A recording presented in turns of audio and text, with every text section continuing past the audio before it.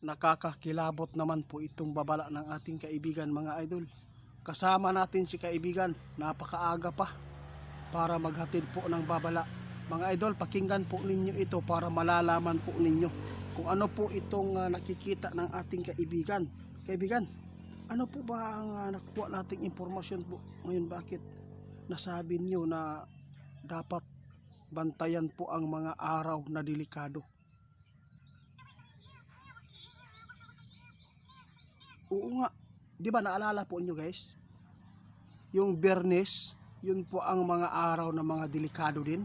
Kaya pakinggan po ninyo kung ano po itong araw na dapat po ngayon na paghandaan at mag-ingat dahil po sa mga nangyayaring sakuna at krimen.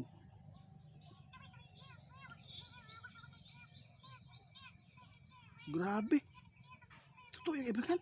Guys, ito po sabi ng ating kaibigan. Itong mga araw na to, mga idol, hindi talaga pwedeng magkampante ang tao dahil yung araw na yan ay kasamaan at mga nangyayaring sakuna, aksidente.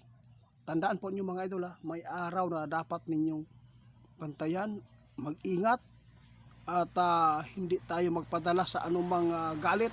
Ito po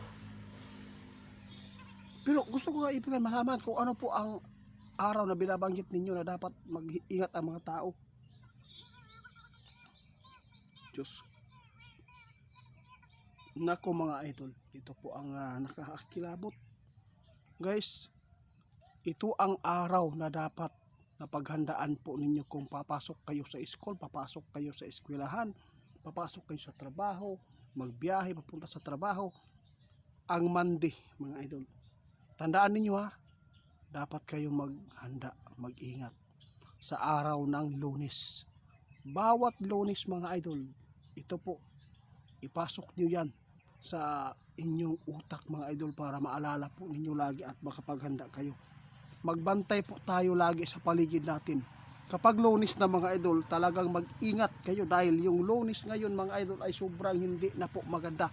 Parang wala nang bisa ang Biyernes, no?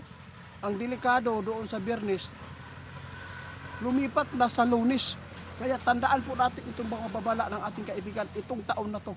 Bantayan po ninyo kapag Lunes na nasa trabaho kayo. Dahil napakarami po ang nakikita ng ating kaibigan na mangyayaring kababalagan, mga insidente, at saka krimen, at saka kalamidad. Kaya pakinggan nyo mga idol.